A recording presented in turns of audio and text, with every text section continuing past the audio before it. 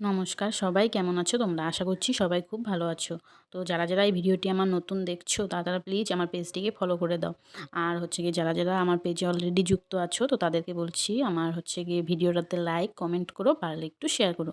তো এটুকুই ছিল বলার। আজ আমি তোমাদের সঙ্গে শেয়ার করছি উচ্ছে দিয়ে ডাল বা তেঁতো ডাল, মুগ ডালটা আর কি। তো তার জন্য আমি এখানে প্রায় 150 গ্রামের মতো মুগ ডাল নিয়েছি। তো সেই মুগ ডালটাতে আমি হচ্ছে গিয়ে একটু নুন দিয়ে প্রেসারে একটি সিটি দিয়েছি। তো সিটি দেওয়ার পরে কিছুটা উচ্ছে সেটা একটু আমি মোটা, মোটা করে কেটে নিয়েছি চাক করে। তো সেই উচ্ছেটাকে নুন হলুদ দিয়ে একটু ভেজে নিয়েছি।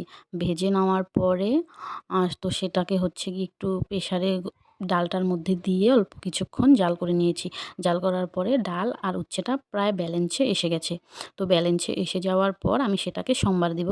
তো সম্বারের জন্য না আমি কি করেছিলাম, কড়াইয়ে তেল গরম হয়ে যাওয়ার পর তাতে শুকনো লঙ্কা আর হচ্ছে গিয়ে সর্ষে ফোড়নে দিয়েছি। তারপর একটু আদা দিয়েছিলাম। আদা থেতো করা বা গ্রেট করে দিতে পারো। তো আদাটা দিয়ে ভালোভাবে নেড়ে চেড়ে একটু কী করেছিলাম, আমি ডালটাকে দিয়ে দিয়েছিলাম সম্বারের জন্য।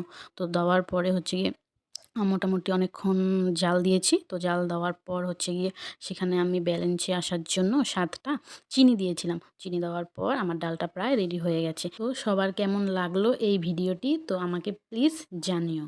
আর হচ্ছে গিয়ে অবশ্যই তোমরা লাইক কমেন্ট করো।